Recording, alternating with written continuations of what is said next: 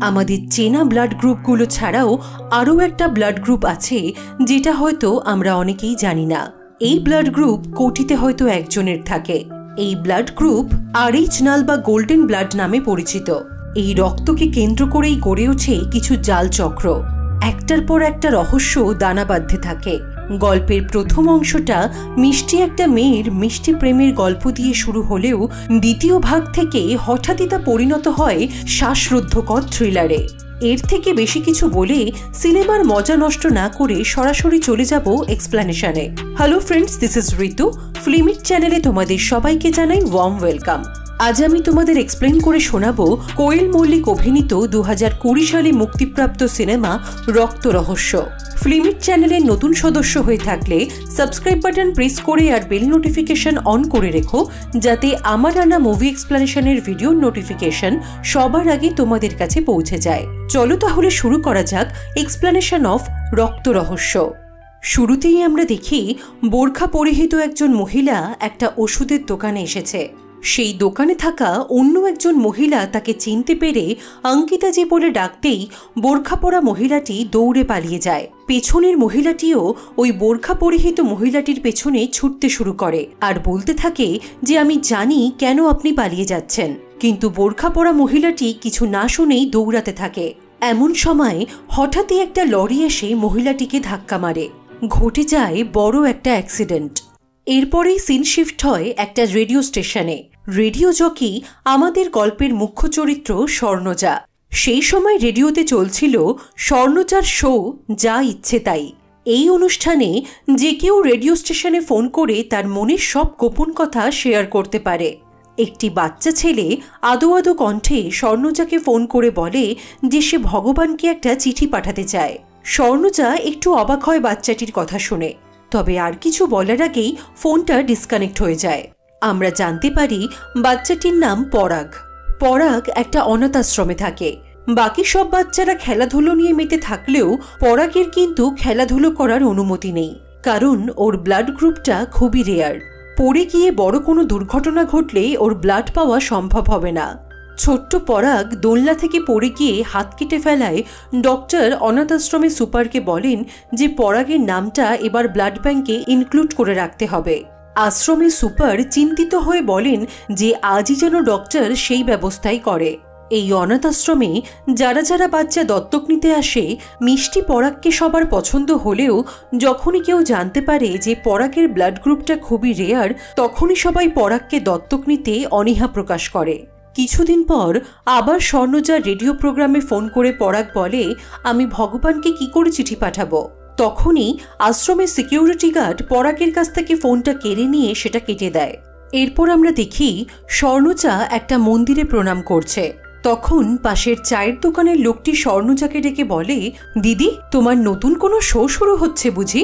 স্বর্ণজা বলে আরে সেসব কিছু না, কয়েকদিন ধরেই একটা বাচ্চা ছেলে ফোন করে বলছে যে ও ভগবানকে নাকি চিঠি পাঠাতে চায়, তাই ওর হয়ে তোমাদের ভগবানকে একটু বলে দিলাম। তখন ওই লোকটা বলে তুমি এমন করে বলছো, তুমি না থাকলে যেন ওই পুতুল ভগবান হতে পারত। ভগবানের নামে এমন কথা শুনে লোকটা স্ত্রী বেশ রেগে যায়। স্বর্ণজা ওদের কথা কাটাকাটি দেখতে থাকে আর সিন শিফট হয় আজ থেকে 6 বছর আগে। 6 বছর আগে যখন স্বর্ণজা এই চায়ের দোকানে এসেছিল, তখন এই দোকানের ছিল করুণ অবস্থা। দোকানের পাশেই ওপেন টয়লেট করার জায়গা ছিল বলে সেই দুর্গন্ধে ওদের দোকানে কোনো খদ্দের আসতই না। সেই কারণে দোকানে না ছিল চা পাতা, বিস্কুট, চিনি আর না ছিল কেরোসিন তেল। চায়ের দোকানের স্বামী স্ত্রীর দুঃখের কথা শুনে নরম মনে স্বর্ণজা একেবারে গলে যায়। তখনও কিন্তু স্বর্ণজার রেডিও স্টেশনের চাকরিটা পাকা হয়নি। তা সত্ত্বেও ওদের দোকানের জন্য অনেক কিছু কিনে ফেলে। স্বর্ণজার এসব কীর্তি দেখে তার দিদা খুবই রেগে যায়। তিনি বলেন এইভাবে একবার কিনে দিলে ওদের কি লাভটাই বা হবে? প্রত্যেক মাসে কি খদ্দেররা এরকম প্রণামী দিয়ে যাবে? দিদার মুখে এই প্রণামীর কথাটা শুনে স্বর্ণজার মাথায় একটা আইডিয়া আসে। চায়ের দোকানের মহিলাটি যে ঠাকুরের মূর্তিটা দোকানে রেখেছিল, স্বর্ণজা সেই মূর্তিটাকে ওই ওপেন টয়লেটের পাশেই একটা গাছের নিচে কয়েকটা ইট পেতে বসিয়ে দেয়। সুন্দর করে জায়গাটাকে মন্দিরের মতো সাজিয়েও ফেলে ওরা। তারপর থেকেই ওখানে টয়লেট করতে গিয়ে সবারই যেই চোখ পড়ত যে ওখানে একটা ঠাকুরের মূর্তি আছে, কেউ আর টয়লেট করতো না, উল্টে দক্ষিণা দিয়ে যেত। তারপর একজন একজন করে সেই ছোট্ট গাছতলার মন্দিরে ভক্তের সংখ্যা বাড়তেই থাকে। প্রণামী বক্সে প্রণামীর পরিমাণও নেহাত কম হয় না। সেই টাকায় ওরা মন্দিরটাকে আরো সুন্দর করে প্রতিস্থাপন করে। চায়ের দোকানটাও ফুলে ফেঁপে ওঠে। এর কিছুদিন পর স্বর্ণচার রেডিও মির্চিতে অ্যাঙ্কারিংয়ের চাকরিটা পাকা হয়ে যায়। এরপর আমরা দেখি স্বর্ণচার বাড়িতে একজন ডক্টর আঙ্কেল আসেন ওর ব্লাড নিতে। আসলে স্বর্ণচার ব্লাড গ্রুপটা ভীষণই রেয়ারেস্ট, অরিজিনাল। এই ব্লাড গ্রুপটা কোটিতে একজনের থাকে। এই ব্লাডকে বলা হয় গোল্ডেন ব্লাড। প্রয়োজন পড়লে যেহেতু ব্লাড ব্যাংক থেকে এই গ্রুপের ব্লাড পাওয়া যাবে না, তাই স্বর্ণচাকে নিজের ব্লাড ব্যাংক নিজেকেই তৈরি করে রাখতে হতো। 3 মাস অন্তর অন্তর ডক্টর আঙ্কেল এসে স্বর্ণচার ব্লাড নিয়ে যায়। এই ডক্টর আঙ্কেল স্বর্ণচার পরিবারের একজন সদস্যের মতোই। এই ছেলেটি হলো বাবাই। বাবাই আর ওর মা স্বর্ণজাদের বাড়িতেই থাকে। বাবাই খুব ভালোবাসে ওর দিদি মানে স্বর্ণজাকে। ডক্টর আঙ্কেল ওদেরকে বলেন অনেকদিন ধরেই স্বর্ণচার ব্লাড প্রেশারটা লো যাচ্ছে, এবার ওকে যোগব্যায়ামের ক্লাসে যেতেই হবে, উনি সব ব্যবস্থা করে দেবেন। হাসি খুশি স্বর্ণচার মনের কোনায় একটা চাপা কষ্ট সবসময় থেকে গেছে। ছোটবেলায় স্বর্ণচার মা আর বাবার একটা গাড়ি অ্যাক্সিডেন্ট হয়। সেই সময় ওর মা গর্ভবতী ছিলেন। সেই অ্যাক্সিডেন্টে স্বর্ণচার বাবা মারা যান। মা প্রাণে বেঁচে গেলেও বাচ্চাটিকে বাঁচানো যায় না। স্বর্ণচার মা নিজে হাতে তার অনাগত সন্তানের জন্য একটা লাল সোয়েটার বানিয়েছিলেন। একসাথে এতগুলো ধাক্কা নিতে না পেরে স্বর্ণচার মা আত্মহত্যা করেন। সেই থেকেই স্বর্ণজা তার দিদার কাছেই মানুষ। আজীবন এই কষ্টটা স্বর্ণজাকে তাড়া করে বেড়ায়। মায়ের হাতে বোনা সেই লাল সোয়েটারটা সে আজও যত্ন করে রেখে দিয়েছে। স্বর্ণজা খুবই নরম মনের মানুষ, সবার কথা ভাবে। ঘুম থেকে উঠে ময়লার প্যাকেটে 2টো গোলাপ ফুল রেখে দেয়, কারণ ওর মনে হয় যে লোকটি ময়লা নিতে আসে তারও পচা গন্ধ লাগে। প্রত্যেকদিন একই শার্টেলে যাওয়ার সময় বাচ্চার মা ঘুমিয়েই কাটিয়ে দেয়, আর তার ঘুমের প্রতি মায়া দেখাতে গিয়ে স্বর্ণজা বাচ্চাটার আয়া হয়ে যায়।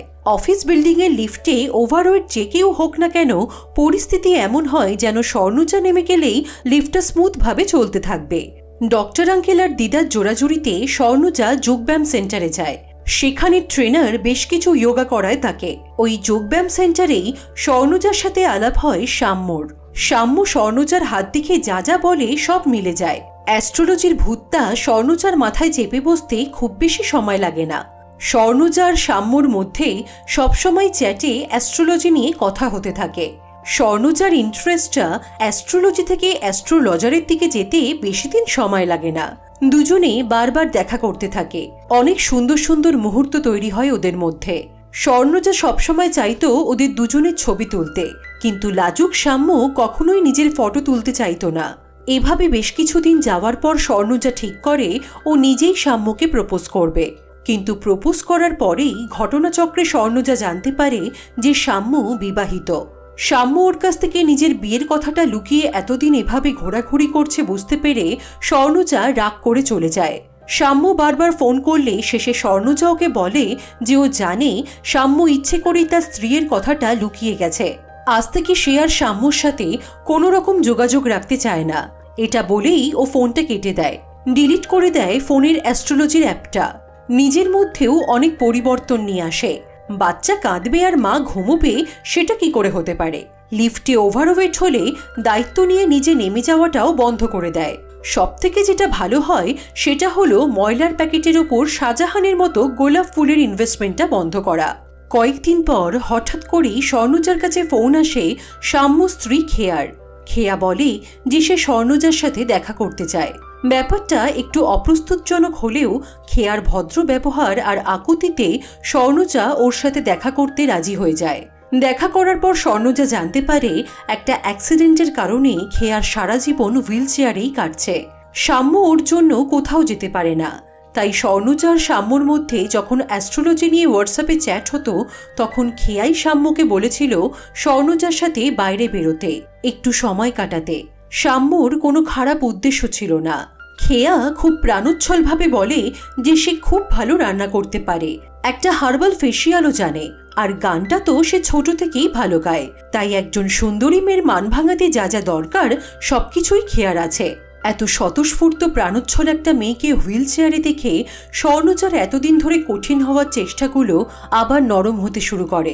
এরপর থেকে শাম্যকে অ্যাভয়েড করলেও স্বর্ণজার বন্ধুত্ব শুরু হয় খেয়ার সাথে। ওরা দুজনে একসাথে বেশ ভালো সময় কাটাতে শুরু করে। এর মধ্যেই একদিন শাম্য স্বর্ণজাকে ফোন করে বলে ওর ডক্টর আঙ্কেলের ফোন নাম্বারটা দিতে। খেয়া অনেকগুলো ঘুমের ওষুধ খেয়ে আত্মহত্যার চেষ্টা করেছে। শাম্য এখানে কাউকেই সেভাবে চেনে না, সেই কারণেই শাম্য স্বর্ণজার সাহায্য চাইছে। শাম্যর কথা শুনে স্বর্ণজা খুব চিন্তিত হয়ে সঙ্গে সঙ্গে ডক্টর আঙ্কেলের নাম্বারটা ওকে পাঠিয়ে দেয়।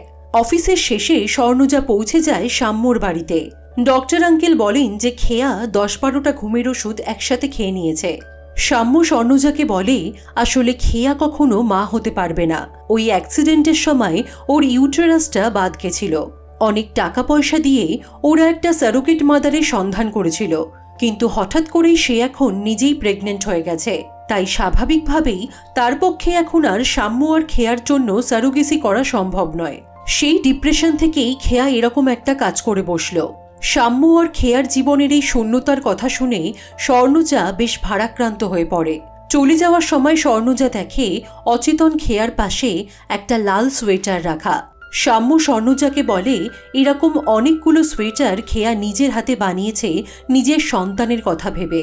হঠাৎ করে মেয়েটা প্রেগনেন্ট হয়ে যেতে খেয়ার স্বপ্নগুলো এলোমেলো হয়ে গেল। খেয়ার সন্তান না পাওয়ার যন্ত্রণা স্বর্ণজার মনে ঝড় তুলতে থাকে। ওর মনে পড়ে যায় সন্তান হারানোর যন্ত্রণায় তার মাও আত্মহত্যা করেছিল। প্রচণ্ড ইমোশনাল হয়ে সবার বিরুদ্ধে গিয়ে স্বর্ণজা সিদ্ধান্ত নেয় যে সে শাম্য আর খেয়ার সন্তানের সারোগেট মাদার হবে। বাড়ির সবাই এমনকি ডক্টর আঙ্কেলও স্বর্ণজাকে এই কাজটা করতে বারণ করে। একই তো সামাজিক চাপ, তার উপর স্বর্ণজার রেয়ার ব্লাডের জন্য ঝুঁকি থেকেই যায়। ডক্টর আঙ্কেল বলেন যে সারোগেসি মানে একজন নিঃসন্তান দম্পতিকে সন্তান সুখ দিতে গিয়ে স্বর্ণজা চাইছে 9 মাসের জন্য নিজের গর্ভটাকে ধার দিতে। মাত্র 9 মাসের জন্য ও মা হবে, তারপর ওরা বাচ্চাটাকে নিয়ে চলে যাবে। স্বর্ণজার জন্য পড়ে থাকবে শুধুই জীবন সংশয়। সবাই অনেক বোঝানো সত্ত্বেও কারোর কথা না শুনে স্বর্ণজা শাম্য আর খেয়ার সন্তানকে নিজের গর্ভে ধারণ করে ওদের জন্য সারোগেট মাদার হতে রাজি হয়ে যায়। সব রকম লিগাল পেপারে সইসাবুত করে সারোগেসির সব প্রসেসিং কমপ্লিট করা হয়। 9 মাস পর জন্ম হয় একটা নতুন প্রাণের। ওদের মধ্যে কথা হয়েছিল যে বাচ্চার জন্মের 2 মাস পর্যন্ত ও স্বর্ণজার কাছেই থাকবে, কারণ একটা সদ্যজাত শিশুর তার বায়োলজিক্যাল মাকে সেই সময় খুবই প্রয়োজন। এই 2 মাস শাম্য আর খেয়াও স্বর্ণজার বাড়িতেই থেকে যায়। 2 মাস পরে আসে ওদের বাচ্চাটাকে নিয়ে চলে যাওয়ার পালা। ওদের বাড়িতে বাচ্চাটার আজকেই শেষ দিন। স্বর্ণজা ওকে পরিয়ে দেয় ওর মায়ের হাতে বোনা ওই লাল সোয়েটারটা। দিদা সবার জন্য পায়েস বানিয়ে নিয়ে আসেন। পায়েসটা খাওয়ার পর খেয়া বলে এটা তো তুলাই পুঞ্জি চাল, তাই না? দিদা বলেন হ্যাঁ, এটা তুলাই পুঞ্জি চাল, কিন্তু তুমি কি করে জানলে? এই চালটা তো সবাই চেনে না। তখন খেয়া বলে আমরা তো এই চাল খেয়েই বড় হয়েছি। সেদিন ডিনারের সময় সবাই মিলে একটা ছবি তোলে। মাঝরাতে হঠাৎ করেই বাচ্চাটা কেঁদে উঠলে শাম্য, খেয়া এবং বাড়ির সবাই ছুটে আসে। শাম্য আর খেয়া দুজনেই চেষ্টা করে বাচ্চাটাকে শান্ত করার, কিন্তু বাচ্চাটা তখনই শান্ত হয় যখন স্বর্ণজা ওকে কোলে নেয়। ওকে ছেড়ে থাকার কষ্টে স্বর্ণজার চোখ বেয়েও জল পড়তে থাকে। শাম্য আর খেয়াও পুরো ব্যাপারটা লক্ষ্য করে। পরের দিন ঘুম থেকে উঠে স্বর্ণজা দেখে যে বাচ্চাটা তার জায়গায় নেই। শাম্য আর খেয়াও ঘরে নেই। স্বর্ণজা শাম্যকে ফোন করলে শাম্য বলে যে শেষ মুহূর্তের বিদায়টা ওদের জন্য কষ্টের হতো। তাছাড়া কাল রাতের ঘটনায় খেয়ার মনটাও খুব খারাপ হয়ে আছে। সেই কারণেই ওরা স্বর্ণজাকে না বলেই সকালবেলায় বাচ্চাটাকে নিয়ে চলে গেছে। হঠাৎ করেই বাচ্চাটাকে হারিয়ে স্বর্ণজা খুবই ভেঙে পড়ে। তখনও ওর বাড়ির চারিদিকে ছড়িয়ে রয়েছে ছোট্ট বাচ্চাটার স্মৃতিগুলো। পরের দিনই খবর আসে যে একটা গাড়ি অ্যাক্সিডেন্টে স্বর্ণজার ডক্টর আঙ্কেল মারা গেছেন। এলোমেলো হয়ে যাওয়া সবকিছুকে অনেক কষ্ট করে ওরা সবাই আবার স্বাভাবিক করার চেষ্টা করে। স্বর্ণজা আবার ফিরে আসে তার পুরনো স্বভাবে। এভাবেই কেটে যায় 6 বছর। আমরা এতক্ষণ স্বর্ণজার জীবনের 6 বছর আগের গল্পটা দেখছিলাম। আমরা আবার ওই বোরখা পরা মহিলার অ্যাক্সিডেন্ট আর ছোট্ট ছেলেটির স্বর্ণজাকে তার রেডিওর শোতে ফোন করে ভগবানকে চিঠি পাঠাতে যাওয়ার সিনটা দেখতে পাই, ঠিক যেখান থেকে এই গল্পটা শুরু হয়েছিল।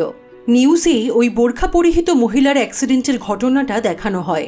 প্রত্যক্ষদর্শীরা জানিয়েছে যে সীমা পারওয়াল নামে একজন মহিলার হাত থেকে পালাতে গিয়েই ঘটে যায় এই অ্যাক্সিডেন্ট। সীমাকে আটক করে জানা গেছে যে ওই মৃত মহিলার নাম অঙ্কিতা সেন। গোয়েন্দা সূত্রে জানা গেছে ওই মহিলা এবং তার নিখোঁজ স্বামীর বিরুদ্ধে 10 বছর ধরে শিশু পাচার চক্রের সাথে যুক্ত থাকার অভিযোগ রয়েছে।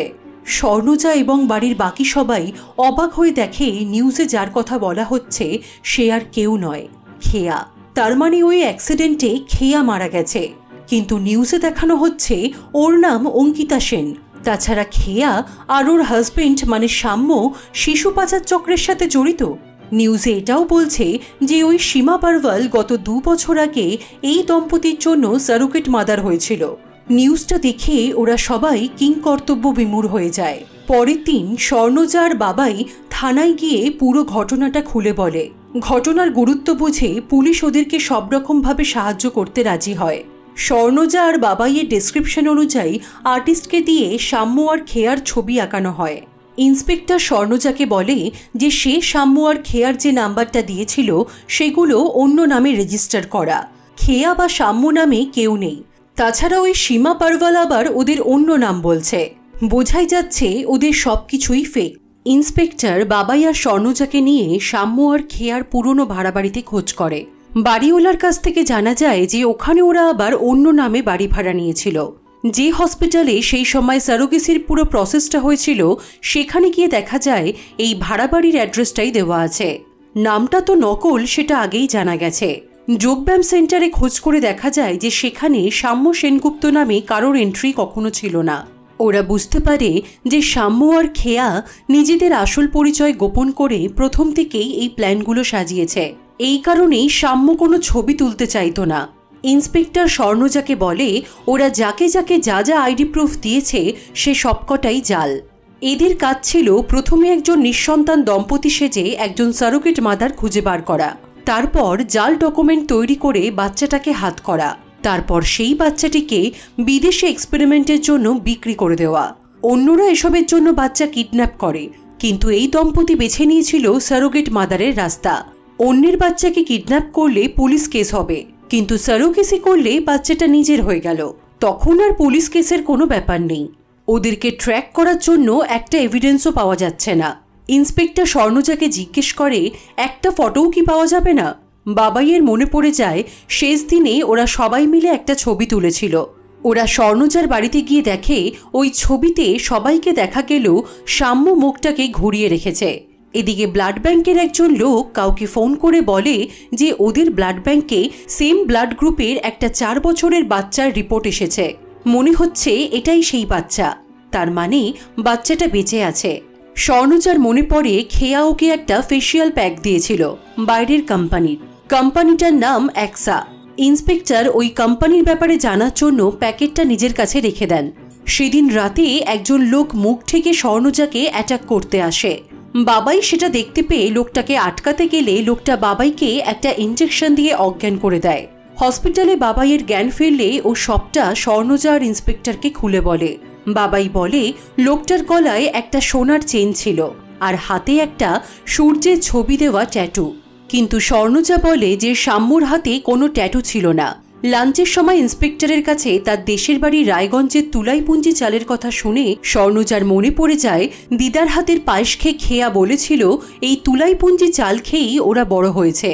স্বর্ণজার কথা শুনে ইন্সপেক্টর বলেন তুলাইপুঞ্জি চাল হয়তো সব জায়গায় পাওয়া যেতেই পারে, কিন্তু খেয়ে বড় হয়েছে এই কথাটার মধ্যে অন্য একটা সেন্স আছে।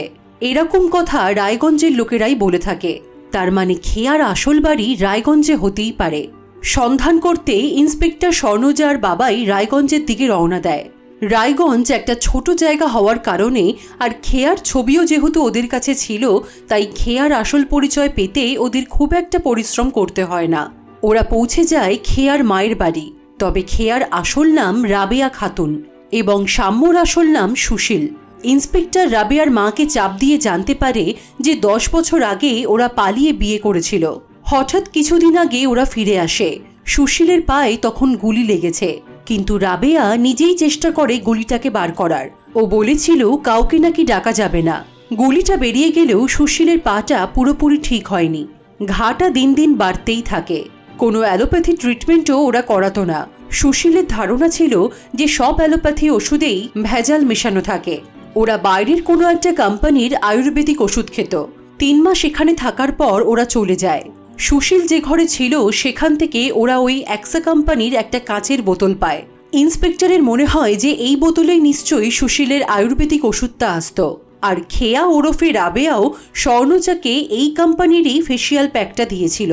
বোঝা যাচ্ছে যে এই কোম্পানিটার ওপর ওদের খুবই আস্থা ছিল। ইন্সপেক্টর বলে যে এই কোম্পানির ক্লায়েন্ট লিস্টটা ওদেরকে বের করতে হবে। ওখান থেকে বেরোনোর সময় কেউ একজন গুলি করে স্বর্ণজাকে অ্যাটাক করার চেষ্টা করে। বাবাই সেটা দেখতে পেয়ে কোনো মতে স্বর্ণজাকে প্রাণে বাঁচায়, কিন্তু যে লোকটা গুলি ছুঁড়েছিল তাকে আর খুঁজে পাওয়া যায় না। রাস্তায় একটা বাচ্চার হাতে ট্যাটু দেখে স্বর্ণজার মনে পড়ে যায় ওদের ওই যোগব্যায়াম সেন্টারের ট্রেনারের হাতে এরকমই সূর্য আঁকা একটা ট্যাটু ছিল। এরপর ওরা কলকাতায় ফিরে যোগব্যায়াম সেন্টার থেকে ওই ট্রেনারের অ্যাড্রেস জোগাড় করে। পুলিশ ফোর্স পৌঁছে যায় ওই ট্রেনারের বাড়িতে। দেখা যায় যে ওর হাতে সত্যিই সূর্য আঁকা একটা ট্যাটু আছে। তবে ওই ট্রেনার খুব সহজেই পুলিশকে ধরা দেয় না। অনেক দৌড়দৌড়ির পর অবশেষে পুলিশ ওই ট্রেনারকে অ্যারেস্ট করতে পারে। ওদিকে আমরা দেখি ব্লাড ব্যাংকের সেই লোকটা যে কিনা কাউকে ফোন করে বাচ্চাটা সেম রেয়ারেস্ট ব্লাড গ্রুপের কথা জানিয়েছিল, সে সাম্য আর আরেকজন মহিলাকে নিয়ে পরাগের অনাথ আশ্রমে এসেছে পরাগকে দত্তক নিতে। মা বাবা হিসেবে সাইন করছে সাম্য এবং ওই মহিলা। সাম্য রয়েছে একটা হুইল চেয়ারে, যদিও এই হুইল চেয়ারটা সাম্যর একটা ছদ্মবেশ। ওর পায়ে গ্যাঙ্গিং হলেও হুইল চেয়ারে থাকার মতো অবস্থা নয়। বেশ কিছুটা মারধর খাওয়ার পর ওই ট্রেনার ইন্সপেক্টরকে বলে যে সুশীল বা সাম্যকে সে আগে চিনতই না, সে কাজ করত ডক্টর বর্মনের সাথে। ডক্টর বর্মনই ওকে বলেছিল স্বর্ণজা যখন যোগব্যায়াম ক্লাসে যাবে তখন সে যেন স্বর্ণজার সাথে সাম্যর আলাপ করিয়ে দেয়। লোকটার কথা শুনে স্বর্ণজা প্রচণ্ড অবাক হয়ে যায়। পুরনো কথাগুলো মনে পড়তে স্বর্ণজা বুঝতে পারে ডক্টর আঙ্কেল আগে থেকেই সাম্যকে স্বর্ণজার ব্যাপারে সব ইনফরমেশন দিয়ে রেখেছিল। সেই কারণেই সাম্য অ্যাস্ট্রোলজির নামে ওর ব্যাপারে সবই বলতে পারছিল, আর তাতেই স্বর্ণজা ইমপ্রেস হয়ে যায়। ডক্টর আঙ্কেল সাম্যদের স্বর্ণজার লাল সোয়েটারের ওপর ইমোশনের কথাও জানিয়েছিল। সেই কারণেই খেয়া আত্মহত্যার নাটক করে ওর পাশে একটা লাল সোয়েটার রেখে দিয়েছিল। ওদের মাস্টার প্ল্যান মতোই স্বর্ণজা সত্যি ইমোশনাল হয়ে ওদের জন্য সারোগেসি করতে রাজি হয়ে যায়। ইন্সপেক্টর ওই ট্রেনারকে বলে কিন্তু এই কাজ তো ওরা আগেও করেছে, হঠাৎ করে ওরা স্বর্ণজাকে কেন টার্গেট করলো? লোকটা বলে যে সে আর ডক্টর বর্মন স্বর্ণজার থেকে কালেক্ট করা ব্লাড স্যাম্পলগুলো বিদেশে বিক্রি করে দিত, কারণ রেয়ারেস্ট ব্লাড হওয়ার জন্য ওই ব্লাডের দাম ছিল প্রচুর। একবার একটা বিদেশি এজেন্ট স্বর্ণজার ব্লাড রিপোর্ট দেখে ডক্টর বর্মনের সাথে যোগাযোগ করেছিল। ওরা বলেছিল যে বাইরে থেকে একটা বাঙালি কাপল কলকাতায় আসবে, ওদের সাথে স্বর্ণজার আলাপ করিয়ে দিতে হবে। ডক্টর বর্মন প্রথমে এতে রাজি হননি, কিন্তু ওরা ডক্টর বর্মনকে প্রাণে মেরে ফেলার হুমকি দেয়। এই রক্ত পাচার করার কথাটাও ফাঁস করে দেবে বলে ভয় দেখায়। তাই বাধ্য হয়ে ডক্টর বর্মন এই কাজে রাজি হয়ে যায়। ইন্সপেক্টর জিজ্ঞেস করে তাহলে বাচ্চাটা কোথায় গেল? লোকটা বলে যে সেটা সেও জানে না। সাম্য আর খেয়ার সেদিন সকালে স্বর্ণজার বাড়ি থেকে বাচ্চাটাকে নিয়ে সরাসরি ডক্টর বর্মনের কাছে তুলে দেওয়ার কথা ছিল। ডক্টর বর্মনেরই দায়িত্ব ছিল বিদেশে বাচ্চাটাকে পাচার করা, কিন্তু তারপর কি হয়েছে উনি আর জানেন না। পরের দিন উনি খবর পান যে ডক্টর বর্মন খুন হয়ে গেছে। ইন্সপেক্টর বলে এমন তো হতেই পারে যে সাম্যই ডক্টর বর্মনকে খুন করেছে, সাম্যই ওই বাচ্চাটাকে কিডন্যাপ করেছে। তখন লোকটা বলে সেটা হতেই পারে না, কারণ সাম্য এখনো ওই বাচ্চাটাকে খুঁজছে। সেই কারণেই তো সাম্য স্বর্ণজার ওপরে অ্যাটাক করার জন্য তাকে ফিট করেছিল। বাইরে থেকে যারা এটার কাজ করে তারা সাম্যর ওপরে ওই বাচ্চাটাকে ফিরিয়ে দেওয়ার জন্য খুবই প্রেশার ক্রিয়েট করছে। একবার তো সাম্যর পায়ে গুলিও করেছিল। বাচ্চাটাকে না পেলে ওরা সাম্যকেও বাঁচতে দেবে না, কারণ ইন্টারন্যাশনাল মার্কেটে ওই বাচ্চাটার অনেক দাম। অনেক বড় বড় কোম্পানি ওই বাচ্চাটার জন্য প্রচুর দাম হেঁকে বসে আছে, কারণ ওর ব্লাড গ্রুপও অরিজিনাল। স্বর্ণজা এসব শুনে খুবই ভেঙে পড়ে। কোনো মতে নিজেকে সামলে নিয়ে স্বর্ণজা ইন্সপেক্টরকে বলে যে বাচ্চাটার ব্লাড গ্রুপ যদি স্বর্ণজার ব্লাড গ্রুপই হয় এবং ও যদি এখনও বেঁচে থাকে, তাহলে স্বর্ণজার মতো ওই বাচ্চাটারও নাম ব্লাড ব্যাংকে রেজিস্টার করা থাকবে। এই ইনফরমেশনটা পাওয়ার পর খুব সহজেই ব্লাড ব্যাংক থেকে পরাগের ইনফরমেশন কালেক্ট করা যায়, কারণ কলকাতায় স্বর্ণজা ছাড়া আর একটাই 4 বছরের বাচ্চা ছেলের অরিজিনাল ব্লাড গ্রুপ আছে। ওদিকে ততক্ষণে সাম্য পরাগকে ওই অনাথাশ্রম থেকে দত্তক নিয়ে বেরিয়ে পড়েছে। ব্লাড ব্যাংক থেকে পরাগের অনাথাশ্রমের অ্যাড্রেস পেয়ে ইন্সপেক্টর স্বর্ণজাকে নিয়ে সেখানে পৌঁছায়। আশ্রমের সুপার বলেন যে অন্যরা এই ব্লাড গ্রুপের জন্য পরাগকে দত্তক নিতে চাইতো না, কিন্তু ওই দম্পতি শুধুমাত্র এই ব্লাড গ্রুপের জন্যই পরাগকে দত্তক নিয়েছে। ইতিমধ্যে ইন্সপেক্টর জানতে পারে যে ওই আয়ুর্বেদিক কোম্পানিটা কেরালার, আর ওই ওষুধটা গ্যাঙ্গিং জাতীয় রোগের পেন কিলার। একটা বোতলে 60টা করে ওষুধ থাকে। গত 3 মাসে ওয়েস্ট বেঙ্গলে ওরা এরকম 8টা ওষুধ পাঠিয়েছে, একটা বর্ধমানে, একটা নর্থ বেঙ্গলে, আর 6টা কলকাতায়। কলকাতায় যেগুলো পাঠিয়েছে সেটা দুবার 2টো ফোন নাম্বার থেকে অর্ডার করা হয়েছিল, তবে পার্সেলটা এসেছে সেম লোকেশনে। তবে অদ্ভুত ব্যাপারটা হলো লোকেশনটা একটা মুদিখানার দোকানের। ইন্সপেক্টর তার জুনিয়রকে বলে যে সে নিজে যেন পুলিশ ফোর্স নিয়ে ওই মুদিখানা দোকানে গিয়ে ইন্ট্রোগেট করে। এদিকে ওই মহিলাটি সাম্যর গাড়ি থেকে নেমে বলে যে এয়ারপোর্টে ওদের সাথে দেখা হচ্ছে। পুলিশ ফোর্স মুদিখানার দোকানটায় পৌঁছে যায়। দোকানের লোকটি বলে যে এই ব্যাপারে সে কিছুই জানে না। একজন সিনেমায় অভিনয় করা জুনিয়র আর্টিস্ট তার দোকানের অ্যাড্রেসে এই ওষুধটা অর্ডার দিত। সে শুধু তার দোকানে ওষুধটা রেখে দিত, আর ওই জুনিয়র আর্টিস্ট এসে ওগুলো নিয়ে যেত। পুলিশ লোকটার কথা বিশ্বাস না করে তাকে অ্যারেস্ট করতে যায়। ঠিক সেই সময় ওই মহিলাটি ওখান থেকে হেঁটে যাচ্ছিল। তখন দোকানের লোকটি বলে, ওই তো অপর্ণা, ওই আমার কাছ থেকে পার্সেলগুলো নিয়ে যেত। সঙ্গে সঙ্গে পুলিশ অপর্ণাকে ধরে ফেলে। অপর্ণাকে ধরার পর সাম্যর খোঁজ পেতে পুলিশের খুব একটা অসুবিধা হয় না, কিন্তু ততক্ষণে সাম্য আর ওই ব্লাড ব্যাংকের লোকটা জেনে গেছে যে অপর্ণা ধরা পড়েছে। সাম্য পরাগকে নিয়ে আন্ডার কনস্ট্রাকশন একটা ফ্ল্যাটের একদম ওপরে গিয়ে লুকিয়ে থাকে। পুলিশ স্বর্ণজার বাবাইকে নিয়ে ওই লোকেশনে পৌঁছে যায়। বাবাই নিচ থেকে সাম্য আর পরাগকে লুকিয়ে থাকতে দেখে কাউকে কিছু না বলেই ওপরে চলে যায়। ওপরে যাওয়ার পর বাবাই চেষ্টা করে পরাগকে নিজের কাছে নিতে। সাম্য কিছুতেই হাল ছাড়ে না। হঠাৎই সেখানে পুলিশ এসে যাওয়ার জন্য সাম্য ভয় পেয়ে পরাগের হাতটা ছেড়ে দেয়। বাবাই তখন একটা ফাঁকা জায়গায় দাঁড়িয়েছিল বলে সাম্য হাতটা ছেড়ে দিতেই বাবাই আর পরাগ নিচে পড়ে যায়। নিজের জীবন দিয়ে পরাগকে বাঁচিয়ে দেয় বাবাই। বাবাইয়ের এই পরিণতি মেনে নিতে পারে না স্বর্ণজা। অ্যারেস্ট হওয়া সাম্যকে এলোপাথারি মারতে থাকে। পরাগকে হসপিটালে অ্যাডমিট করা হয়। রক্ত দেয় স্বর্ণজা। বাবাইয়ের মৃত্যুটা ওদের সবাইকে প্রচণ্ড ভেঙে দেয়। স্বর্ণজা কিছুতেই নিজেকে ক্ষমা করতে পারে না। 2 মাস পর স্বর্ণজা সেই অনাথ আশ্রমে যায় পরাগকে দত্তক নিতে। আশ্রমের সুপার স্বর্ণজাকে ওই লাল সোয়েটারটা দেয়, কারণ সাম্য আর খেয়া যখন পরাগকে নিয়ে গেছিল তখন পরাগের গায়ে স্বর্ণজার মায়ের হাতে বোনা ওই লাল সোয়েটারটা পরানো ছিল।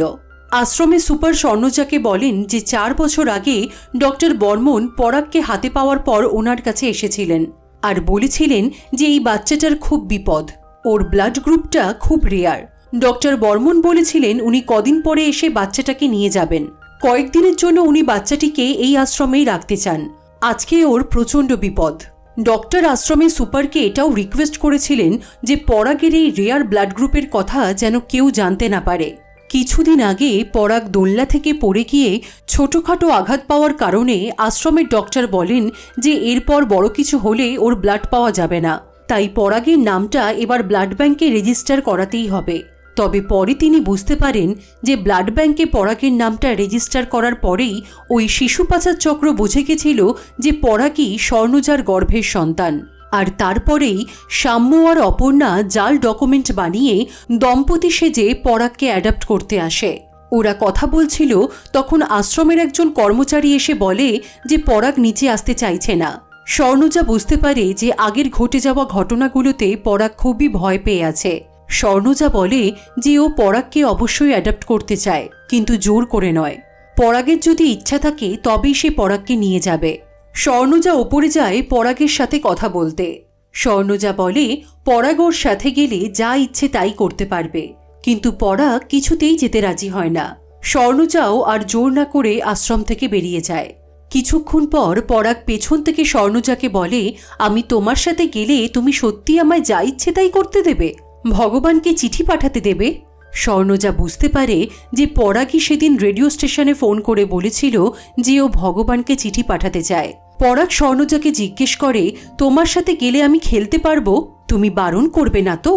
স্বর্ণজা বলে, বারণ করব কেন পরাগ? পরাগ ভীত কণ্ঠে বলে, আমার যদি কেটে গিয়ে রক্ত পড়ে? স্বর্ণজা বলে, আমি আছি তো। স্বর্ণজার কথা শুনে পরাগ ছুটে আসে তার মায়ের কাছে। 4 বছর পর স্বর্ণজা আবার ফিরে পায় তার নিজের গর্ভে বেড়ে ওঠা সন্তানকে। এখানেই শেষ হয়ে যায় রক্ত রহস্য মুভিটি। ভিডিওটি ভালো লেগে থাকলে please to like, comment, share and please don't forget to subscribe limit. দেখা হচ্ছে পরবর্তী ভিডিওর সাথে। ততক্ষণের জন্য বাই বাই।